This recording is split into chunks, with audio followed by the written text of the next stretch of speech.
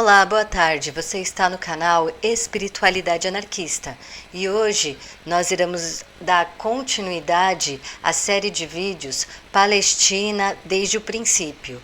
E eu vou então trazer para vocês os fatos históricos a partir de 1948 até os dias atuais. Eu espero que vocês gostem. Fiquem com a vinheta e eu já volto.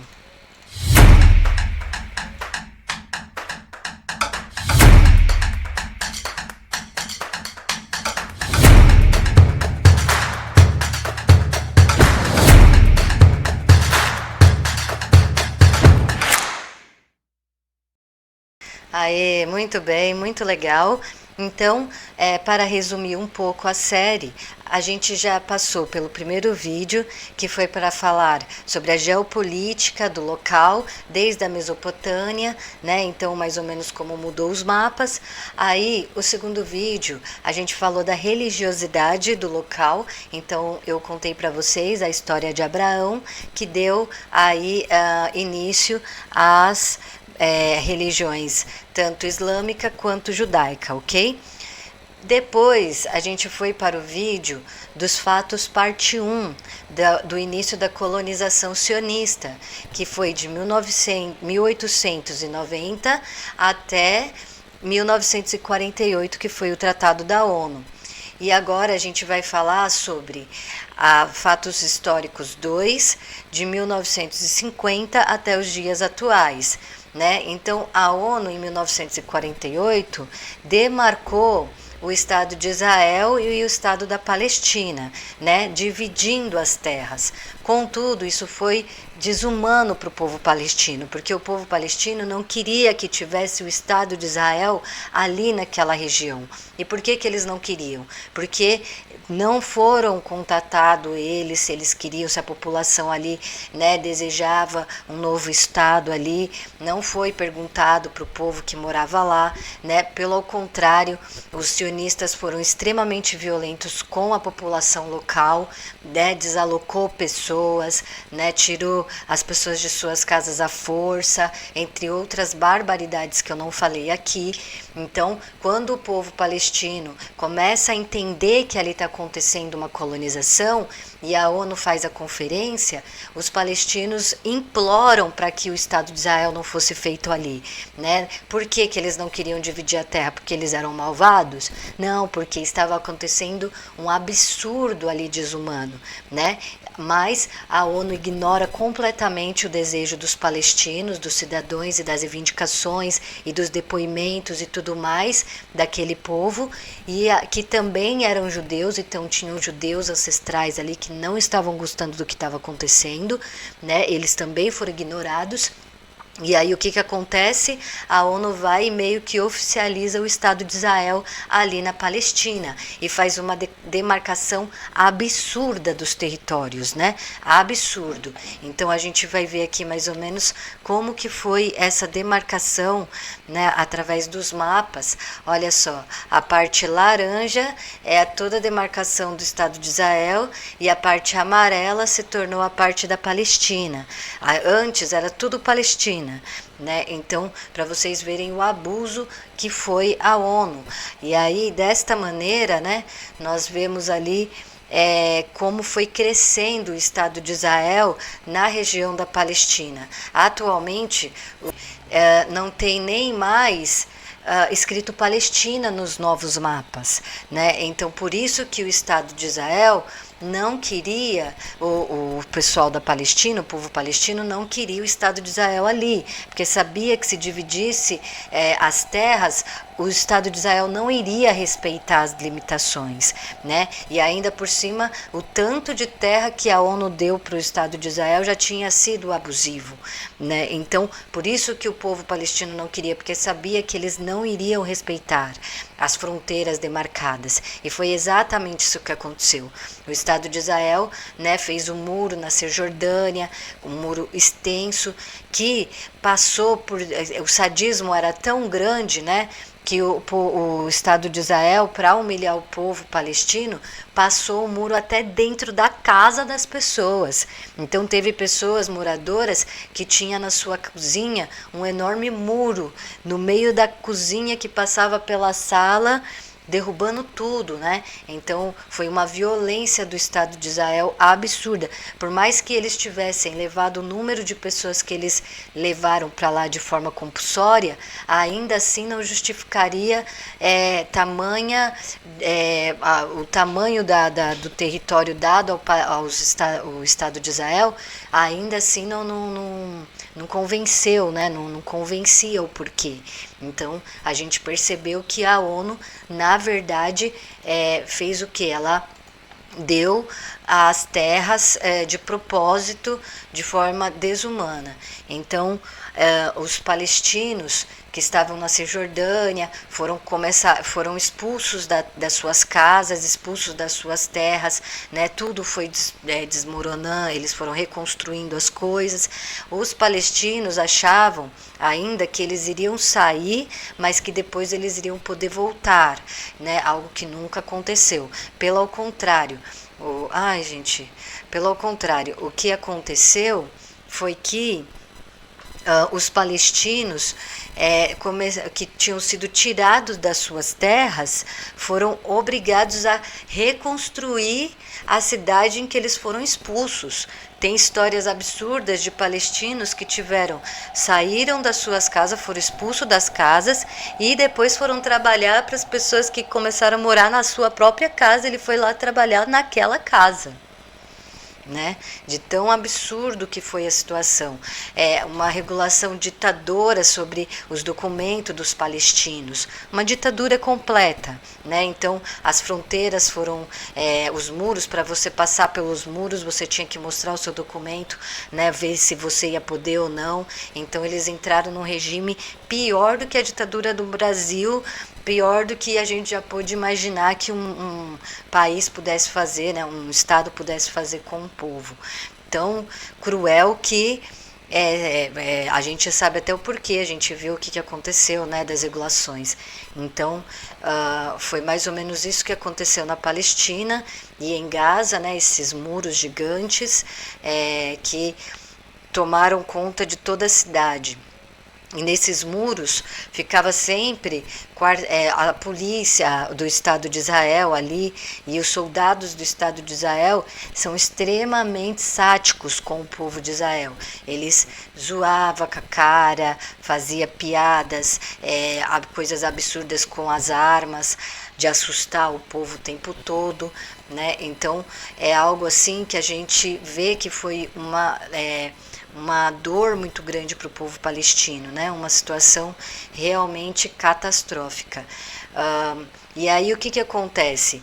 As pessoas novas, os judeus ou os imigrantes novos, né? Porque o Estado de Israel começa a aceitar agora, né, as pessoas do mundo inteiro, elas vêm sem entender o contexto histórico da situação.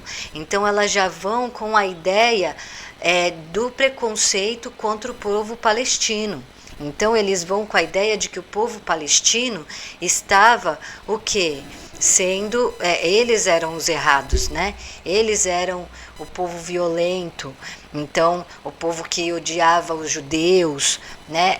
Começa a se criar essa fantasia na cabeça das pessoas que estão indo para lá. Então elas já iam com a ideia de que iam ter que combater um povo, ou que eles iam ter que combater um grupo extremista, né, que já é o princípio do discurso que a gente vê atualmente, né, que eles estão carregando desde esta época, que é o terroristas, né, que os palestinos são terroristas. Várias são as histórias que a televisão conta, que o jornal conta, e sempre associando o povo palestino com terroristas, os islâmicos com terroristas, né, e isso não é considerado intolerância religiosa. mas outras coisas são. Então, o que a gente começa a ver? Uma propaganda árdua para que não somente o povo que chegasse lá chegasse com uma sensação de vamos construir o Estado de Israel, mas também com uma sensação de ódio e já de repulsa com o povo que estava ali, que não eram os povos modernizados. Então, a gente vê que muitos judeus também foram perseguidos por irem contra esse genocídio, essa catástrofe que estava sendo construída. Né? E outra coisa, o Estado de Israel não permite que os refugiados saiam da Palestina. Então eles não deixam o povo palestino se refugiar por vários motivos. Primeiro porque eles não queriam que o povo palestino falasse a verdade do que estava acontecendo, né? E outro motivo também é porque eles não queriam que eles precisavam de mão de obra para os trabalhos braçais, e também porque o povo palestino conhecia a região e eles não. Né? Então é a colonização básica que a gente conhece, que aconteceu com os indígenas, que aconteceu com os povos africanos, com os negros. Então eles precisavam daquelas pessoas naquele local, naquele momento, né? E aí eles só iam regulando o quê? O genocídio, aquilo que a gente já conhece, a natalidade e a mortalidade daquele povo, né? Através de grandes regimentos. Então, essa foi a história catastrófica que aconteceu no estado da Palestina. E atualmente a gente está vendo muitas distorções, principalmente vindo da direita, sobre o que de fato aconteceu lá. E isso foi uma das coisas que me motivou a fazer essa série, né? Para as pessoas entenderem além da direita e esquerda, a entenderem os fatos como eles são, né? Então vamos lá. Os palestinos são obrigados a trabalhar para a construção de Israel, humilhados constantemente de diversas maneiras, e é construído o discurso do ódio contra o povo palestino. Aí a gente vai ter o presidente, né, o Yasser Arafat, que ele tinha ideias. Lembra que eu falei que a região do Oriente Médio passou por uma questão dos comunistas irem lá, do socialismo. O socialismo ele começou a se espalhar pelo mundo, certo? E aí teve uma forte influência nos movimentos sociais que ocorreram no Oriente Médio. Então, gente, lembra, o Oriente Médio é formado muito por pessoas anarquistas, comunistas, socialistas, ou até mesmo pacifistas. Não é um grupo islâmico, né, que foi colocado no imaginário da nossa cabeça. Não, são pessoas humildes, pobres, pessoas... Na verdade, até nesse documentário que eu uso as imagens aqui, da Palestina, a história de uma terra, a gente vê uma questão muito interessante, que até as pessoas ricas, né, elas nunca eram tão ricas quanto os europeus, mas as famílias ricas palestinas também foram expulsas da sua casa. Então a gente sabe que o financeiro, o dinheiro, não é maior do que o poder.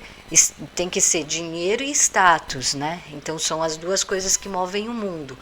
E aí nós temos em 1959, o Yasser Arafat cria o partido Fatah, que tem conotações marxistas-leninistas, que luta pela paz e a independência do povo da Palestina. Então, eles se organizam, conseguem se organizar. Lembra que eu falei que lá eram povos muito humildes, então eles levam um certo tempo para conseguir entender o que estava acontecendo e aí então se movimentar.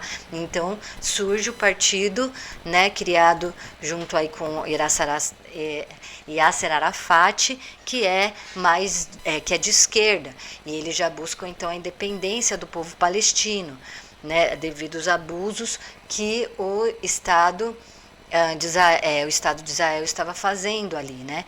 E aí é claro que Yasser Arafat se torna um líder daquele pessoal, assim. E depois do partido do Fatah, que foi o partido mais forte na luta palestina ali até os dias atuais, surge o OLP, que é a Organização Palestina Livre, né? libertação da Palestina, em 1964, que reuniu diversos líderes árabes ali da região que começaram a exigir a independência da Palestina esse é o símbolo, né? E também não somente a independência do povo palestino, mas a segurança, né, dessa população, porque eles queriam que o Estado de Israel fosse responsabilizado por crime contra a humanidade, pelo que eles estavam fazendo ali. Então eles não respeitaram, claro, a demarcação proposta pela ONU, né, porque já era absurda, e também eram completamente sáticos com o povo, né? Humilhava o povo de todas as maneiras possíveis e imagináveis, que eu nem não vou falar tudo aqui porque é muito pesado as coisas, mas eu vou trazendo para vocês de um jeito mais leve. Então, esse é o símbolo, né, Nossa, eu coloquei bastante fotos do muros, né? Ó. Então, ó, o Yasser Arafat, correto? E aí o Yasser Arafat, ele vai fazer o partido, né, a organização Fatah, que é esse o símbolo do Fatah, e esse daqui é o símbolo da OLP, que é essa organização que reuniu, que foi lá na ONU começar a exigir que a ONU tomasse alguma providência com relação à situação do povo palestino. Só que a ONU, claro, obviamente, ignorou novamente a questão dos palestinos ali.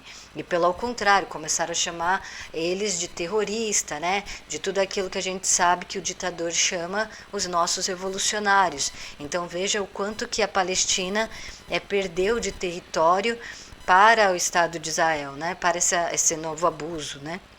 Tudo pelo quê? Por Deus? Tudo para fazer a profecia se cumprir? Tudo para que Não, gente, tudo para enriquecer o dinheiro, os bolsinhos dos sionistas, foi para isso. Agora, se eles conseguirem terminar e aí a profecia vai se cumprir, né, eles vão ter que pegar desde o Egito até a Síria, né? Então é um trampo ainda, então vai demorar muito ainda para acontecer do Messias voltar, porque é muito grande fixar o Estado de Israel onde o território estava sendo da profecia, por assim dizer. Enfim. Mas o que a gente entendeu é que, na verdade, a gente viu os abusos do Estado de Israel, e aí o que acontece? O Estado de Israel cria o partido Likud, né? Aí agora eu fui tanto que acertei. Aí então o Estado de Israel cria o partido de direita Likud. O partido de direita Likud, da época, né, que foi criado, o que ele faz? O Likud foi feito em 1973, tá? 1973, e esse partido, ele financia quem? Vocês sabem quem que ele financia? O Hamas, olha só. Exatamente, então esse é o símbolo do Hamas, ok? Do partido que começa a se tornar de direita dentro da Palestina. E por que eles financiam o Hamas? Porque eles precisavam de algo que tivesse a justificativa de que ali estava tendo, na verdade, não era uma colonização, porque assim, para você conseguir manter uma colonização, você precisa manter a população mundial, de certa maneira, imparcial na situação, né? Porque se a população mundial começasse a se revoltar e falar, não, isso é um absurdo, e pressionar a ONU teria que tomar algumas providências, principalmente se mexesse no financeiro deles, né? Por isso que surgiu muitas campanhas falando assim, olha, vamos boicotar tal empresa, até hoje tem isso, né? Vamos boicotar as empresas que são parte do Estado de Israel, vamos boicotar elas, né? Por quê? Porque se a gente mexesse fortemente no bolsinho deles, dos sionistas, era capaz da gente ter alguma chance de humanidade. Então, a população mundial entendia que aquilo era uma colonização, em sua maioria. Só que eles precisavam ficar atualizando o discurso de ódio, né, contra o povo palestino. E aí, para criar a dicotomia direita e esquerda dentro da Palestina, que isso é que regula o Estado, entenderam o que regula o Estado? Né? Então, essa coisa de, tem a esquerda brigando com a direita, aí a direita vai para o poder, depois a esquerda. No caso da Palestina, a esquerda teve pouco poder, né? Sempre teve pouco poder. Então, eles financiam o Hamas, e aí o Hamas começa a se tornar o bode expiatório. A gente está lutando porque lá tem terroristas, né? Então, o Likud vai e financia, né, o partido de direita extrema de Israel, vai lá e financia o Hamas. E aí o Hamas acaba se tornando futuramente o partido extremista de direita que começa a controlar também o povo palestino. E aí, então, a gente tem aí o Estado de Israel cada vez mais forte. Então, imagina, o Fatah não era um povo que pegava as crianças e colocava armadas, né? Como a gente viu na televisão. Porque o que acontece é que a mídia, através disso, começa a dizer que lá está tendo uma luta. Não era uma colonização do Estado de Israel, não, imagina. Era na verdade uma luta contra uma guerra santa, né? Em 1980 atualiza novamente o discurso, e aí a televisão e a mídia começa a dizer que é uma briga santa entre islâmicos e judeus, mas na verdade era a colonização dos sionistas sobre o povo palestino. Certo? Então, o que acontece é que começa a sair mundialmente que foi isso, mas não era. Eram povos humildes, também judeus, mesmo judeus que tinham ido para a Palestina na intenção de construir a Terra Santa, até eles sofriam mazelas terríveis lá, né? Então, na verdade, o discurso é sempre para falar que os palestinos são os terroristas, eles não quiseram dividir as terras, eles são os violentos. E hoje em dia esse discurso está tão forte, né? A gente achou que ia diminuir, mas ficou mais forte ainda, porque as pessoas falam, tá vendo? Os palestinos refugiados aqui na França, olha a maldade que eles causam com o povo, e não sei o quê, sempre fazendo recortes históricos muito, né? Gente, o povo é formado por homens. Homens são violentos, a gente sabe, é o patriarcado, né? Então, os homens de todos os países atualmente, né, é raro você encontrar homens como Abdul Öcalan, né, o Bookchin foi e tal, os revolucionários de fato que entenderam a questão das mulheres, que entenderam a questão social e que agora tem um comportamento amável e com ternura com as mulheres. Então, sim, o povo palestino não é um povo perfeito. Lembra que eu falei? A gente protege o povo porque é a dignidade do povo. Isso é ético, e não porque o povo é perfeito, certo? Então, a independência, os judeus, os sionistas, né, no caso, eles não tratam melhor suas mulheres do que os judeus, os islâmicos, por exemplo. As duas religiões são extremamente patriarcais, né? Então, a questão, porque várias vezes as pessoas pegam a maldade dos homens individualmente para culpar, para justificar uma violência absurda, né, que afetou mulheres e crianças. Então, quando você fala, os palestinos estão fazendo maldade, né,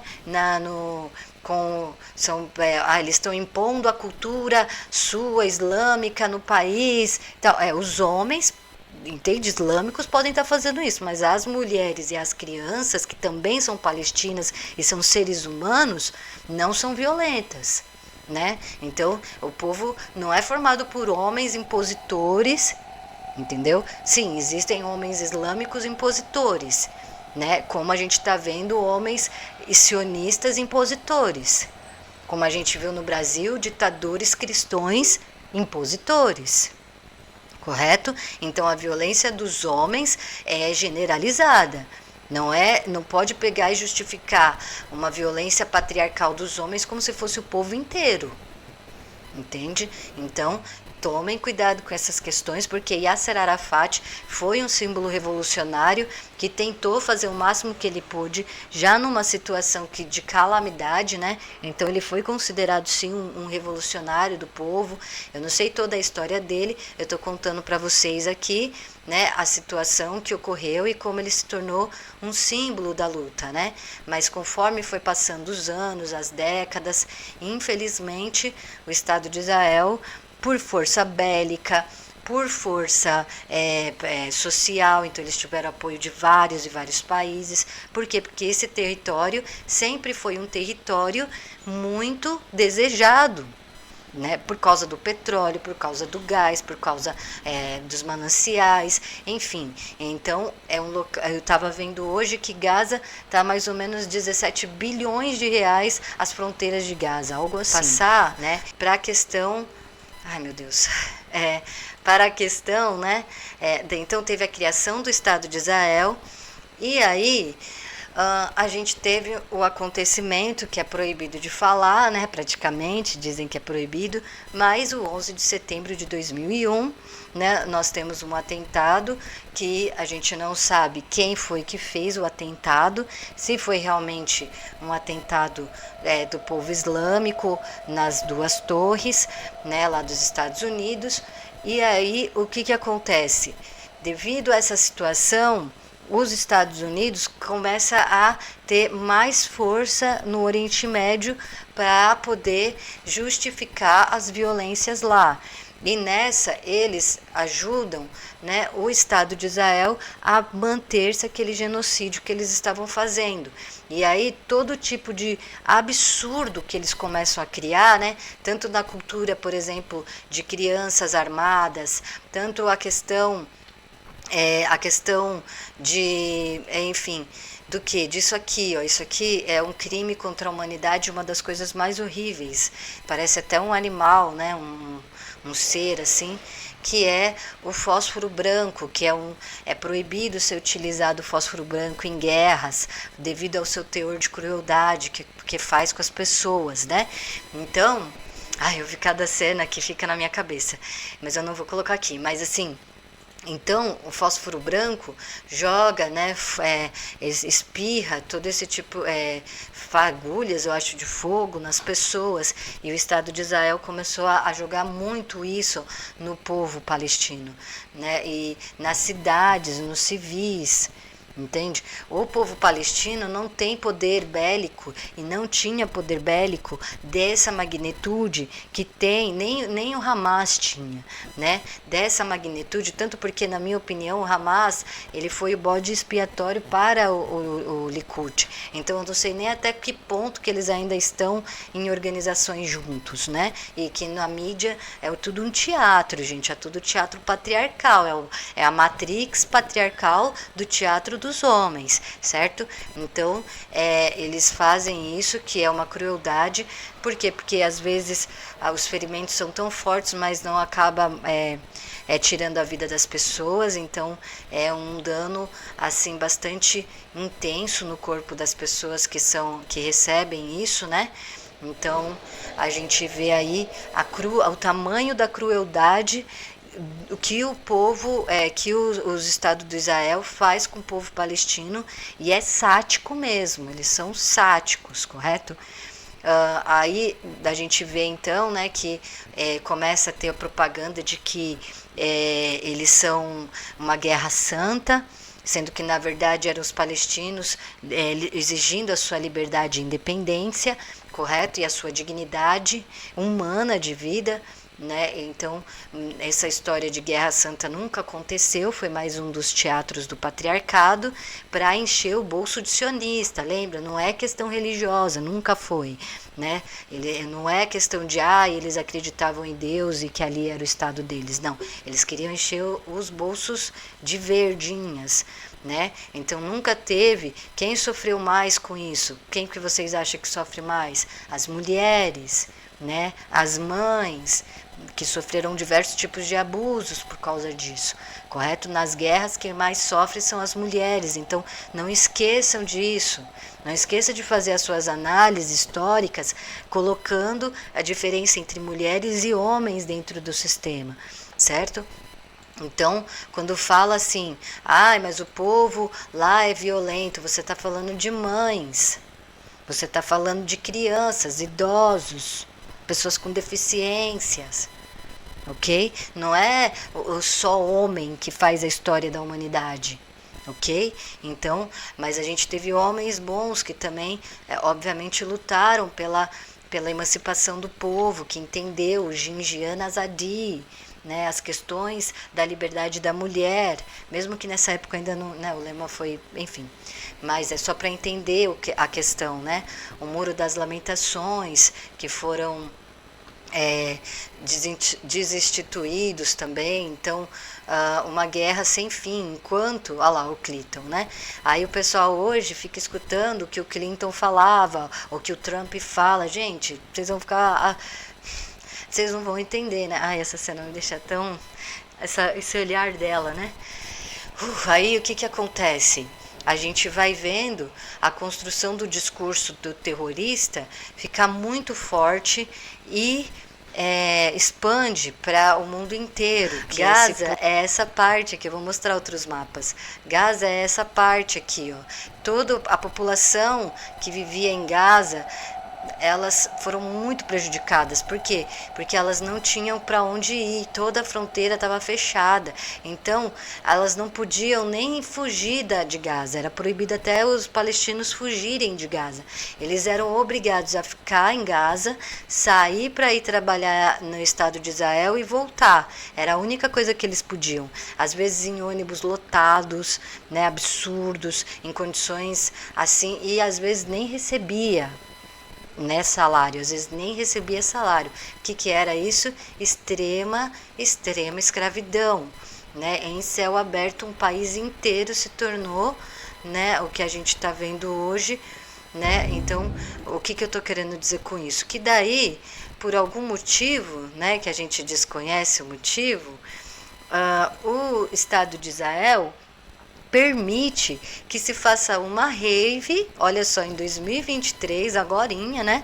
Faça uma rave na fronteira que estava tomada pelo Hamas, que eles ficavam falando que era terrorista, que pegaram as fronteiras, que não sei o quê, e aí eles permitem que jovens façam uma rave bem ali na frente do Hamas.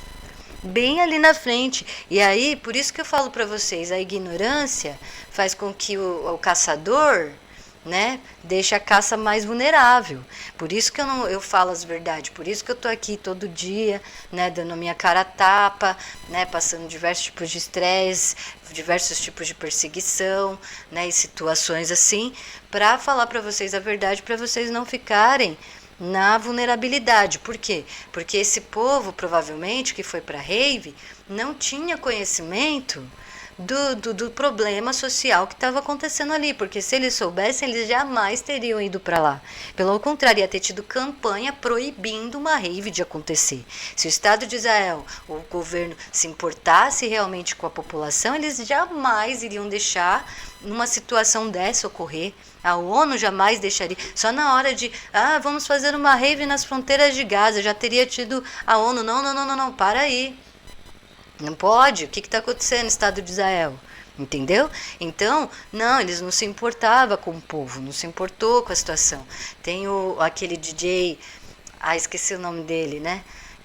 Enfim, também o DJ chegou, o pai dele foi pra rave, né? E ele chegou e falou: pai, o que você está fazendo aí, pelo amor de Deus? Né? Ele falou, a Nokia, esqueci o nome dele. Ele falou: por que você tá aí, pai? Você sabe que esse negócio tá em guerra, a situação tá extensa aí, como é? Ele já tinha conhecimento, né, da situação de violência que estava acontecendo na faixa de Gaza. Todo mundo sabia que ali em Gaza estava tendo uma grande problemática de territórios e tudo mais. E aí você se propõe aí numa festa, né, em um lugar onde as pessoas estão passando fome, onde as pessoas não estão podendo ter liberdade de se movimentar, né, onde a televisão mentindo, falando que, né, falando que tem uma guerra santa ali, mostrando até crianças armadas. Então, esse povo rico que foi para lá, ou eles estavam numa inocência absurda, por falta de conhecimento, ou eles estavam indo porque eles estavam satirizando mesmo a galera. Né, ó, a gente está se divertindo, a gente está bebendo, a gente está curtindo, enquanto vocês estão aí sofrendo com um monte de estrondo e fósforo branco e não sei o que, né?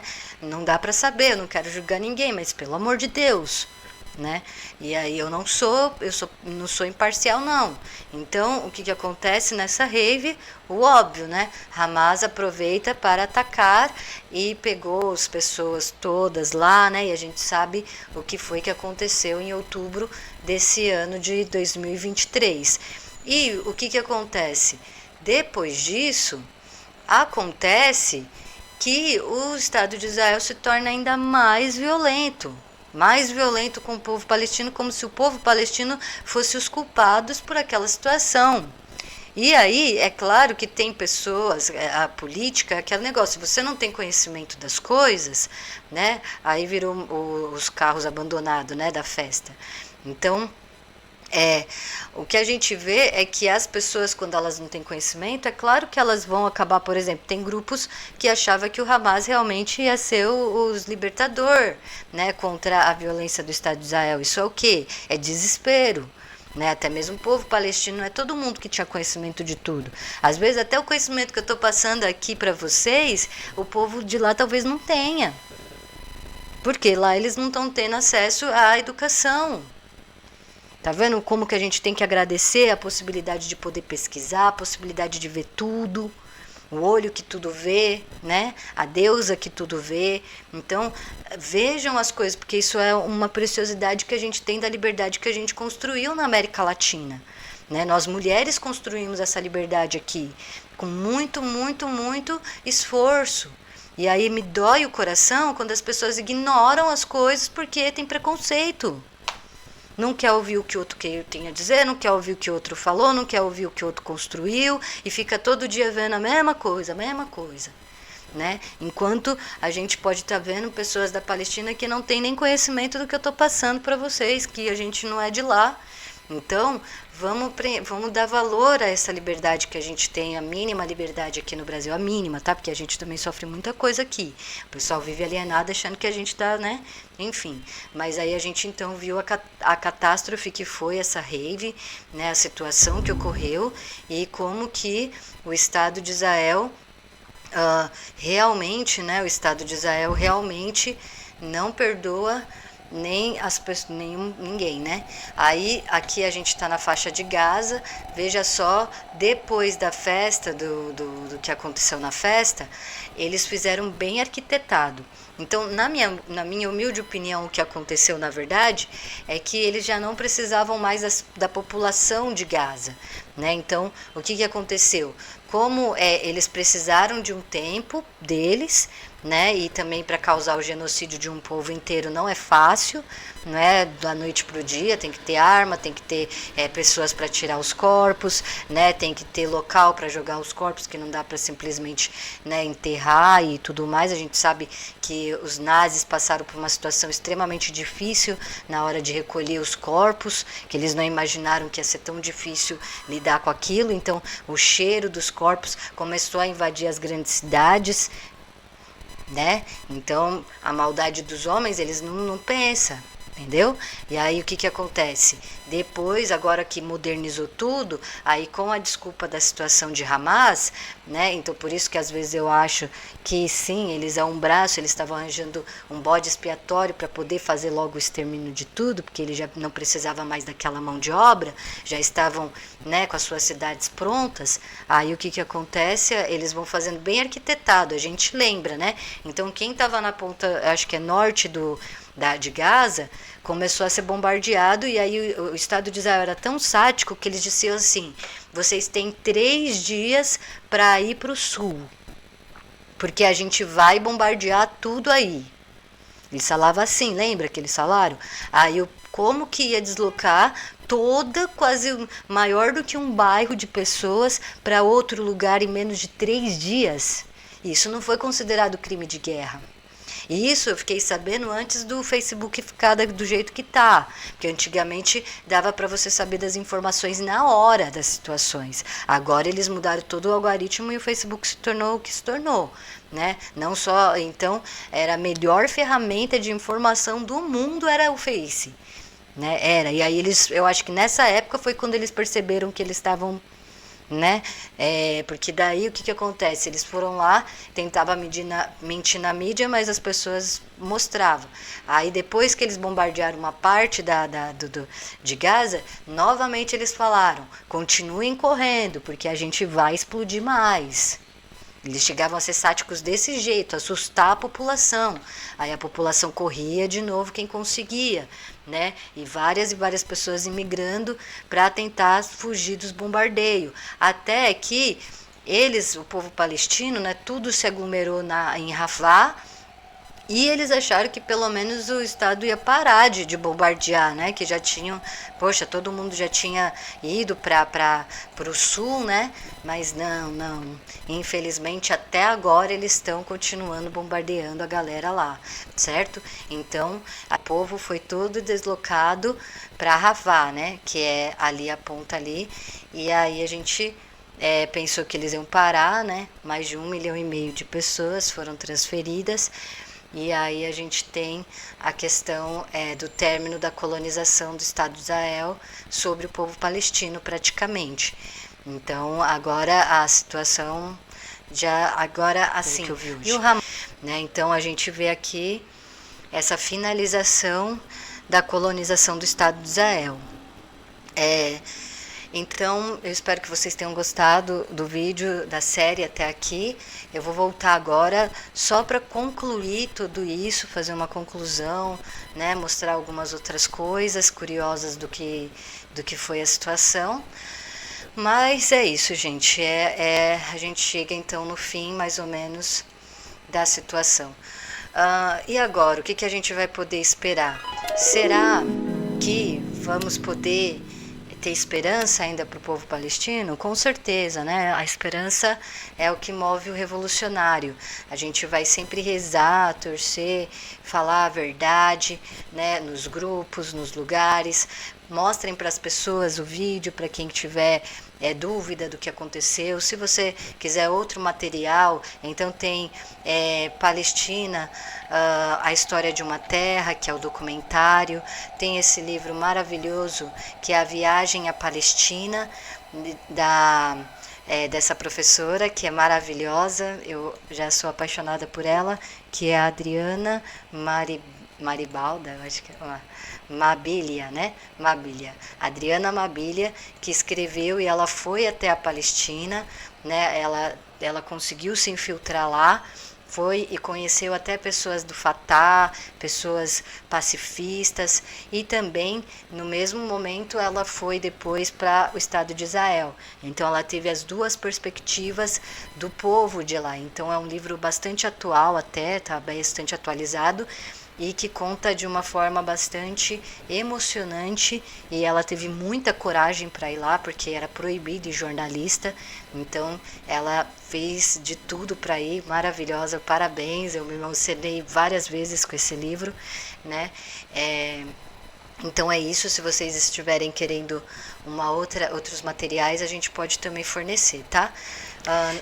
Não se importem com o portal que eu abri aqui, mas eu tenho que fazer alguns trabalhos no plano astral daqui a pouco. Mas antes eu vou concluir com vocês a questão da Palestina. Então, nós precisamos entender a questão das mulheres na Palestina, né?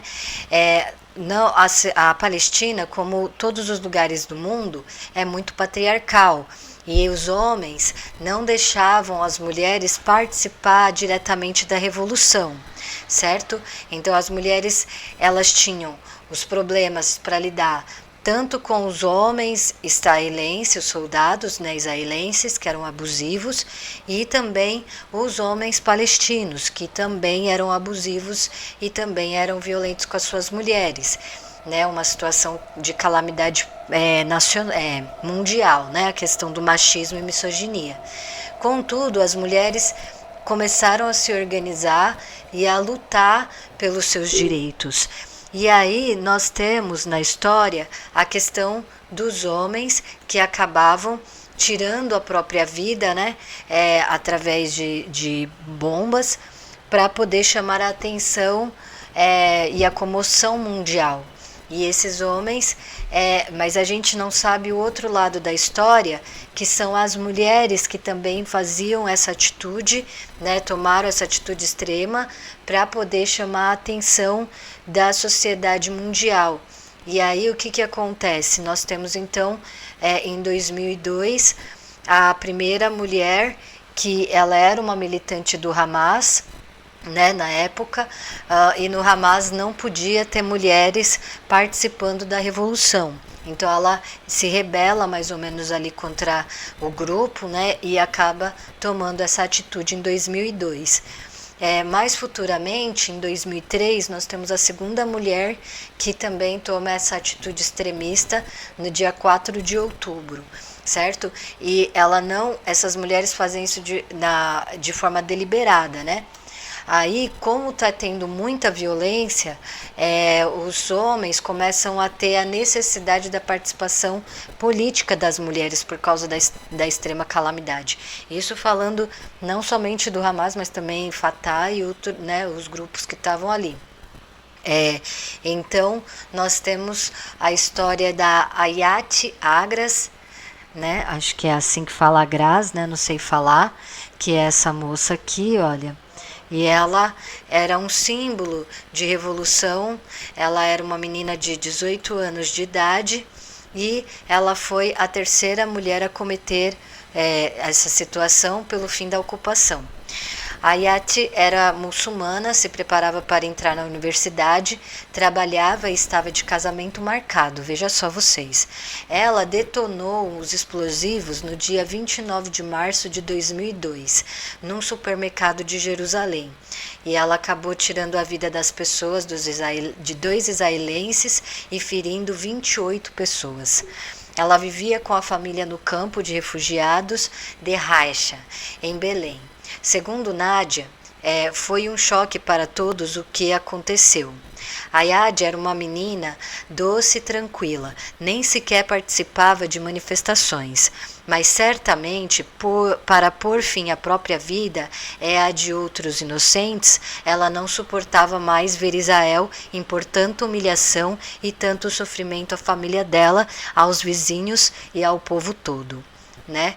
Então, para vocês entenderem que as pessoas que estavam cometendo esse tipo de atrocidade contra a própria vida não eram pessoas extremamente religiosas ou grupos de homens. Também aconteceu, né? Também tinha, mas a grande parte foram de pessoas de forma deliberada por si só, né, fizeram essa atitude de desespero, por desespero, certo? Então nós temos a história dessa revolucionária.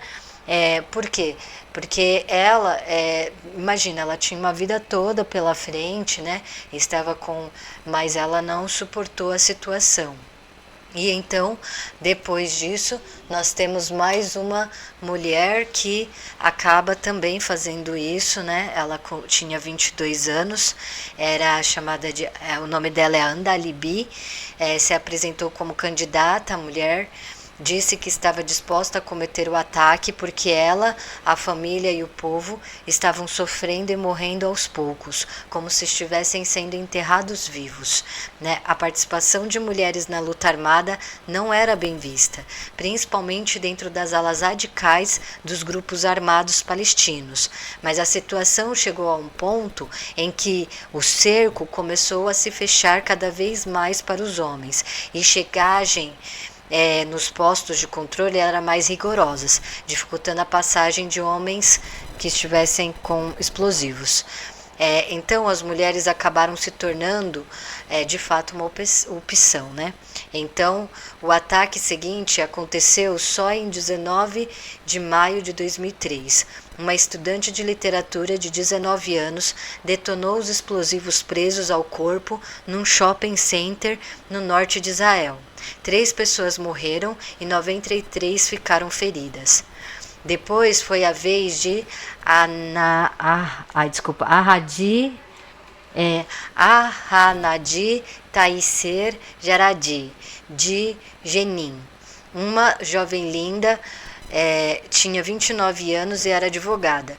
Como a maioria não tinha histórico nenhum de participação ativa militante, além de dezenas de amigos, vizinhos e parentes, ela perdeu o irmão e o primo no massacre de Jenin, provocado pelo exército israelense em junho de 2003. E também, como todas as outras, viveu até o último minuto como se nada de extraordinário fosse acontecer. A família não desconfiou de nada. Ninguém soube de nada até 4 de outubro de 2003.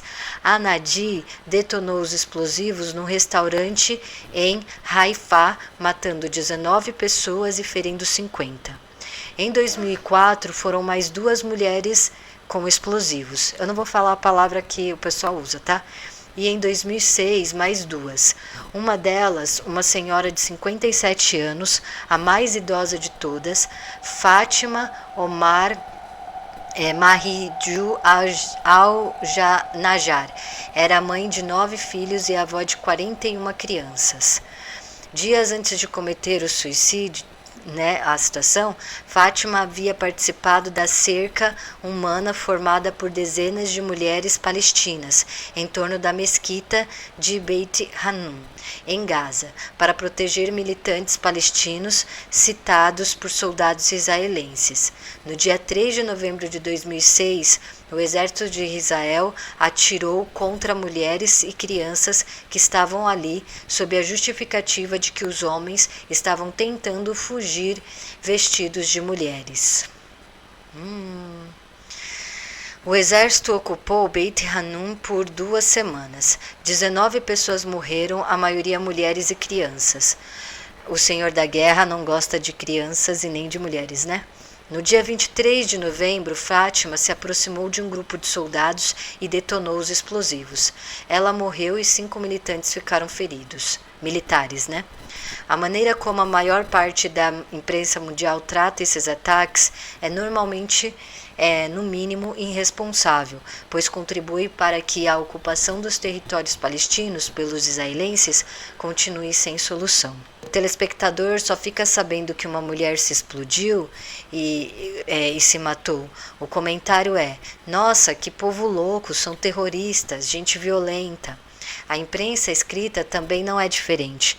No meu trabalho de conclusão da pós-graduação, estudei 2 grandes jornais do país e as matérias a respeito das mulheres que se explodem também não traziam contexto algum. Então aqui eu trouxe, algumas dessas mulheres que tiveram essa atitude extrema por desespero. Então, nós vemos que a situação da Palestina, ela é complexa, mas no final das contas, tudo tem a ver com anarcofeminismo radical. Tudo tem a ver com anarcofeminismo, né? Isso não aconteceria num planeta ao qual priorizasse mulheres e crianças. O patriarcado não existiria se a gente tivesse consciência de classe sexual. Certo? Então a última onda agora da política social mundial é as pessoas entenderem que políticas públicas devem ser feitas a partir das mulheres e crianças, certo? Então é isso que vai salvar o mundo. A emancipação política é a liberdade e emancipação de todas as mulheres. É a valorização do corpo feminino enquanto biologia. Mulher é fêmea adulta da espécie humana, ok? Então, vocês viram que até a Palestina a gente vai reunir essa questão com certeza absolutíssima, tá? Obrigada por assistirem esse vídeo, que foi a conclusão de todos os outros, que a gente acabou estudando aqui. por terem assistido até o final o vídeo, eu agradeço. E desculpem aí se ficou faltando alguma coisa. Esse trecho que eu li agora foi o livro A Palestina, Uma Viagem à Palestina, Prisão em Céu Aberto, que eu mostrei para vocês. E é isso. Obrigada a todos. Fiquem agora com essa linda canção. لن يقفل باب مدينتنا فأنا ذاهبة لأصلي سأدق على الأبواب وسأفتحها الأبواب وستغسل يا نهر الأردن وجهي بمياه القدسية وستمحو يا نهر الأردن آثار القدم الهمجية وستغسل يا نهرا بمياه قدسية وستمحو يا نهر الأردن آثار القدم الهمجية.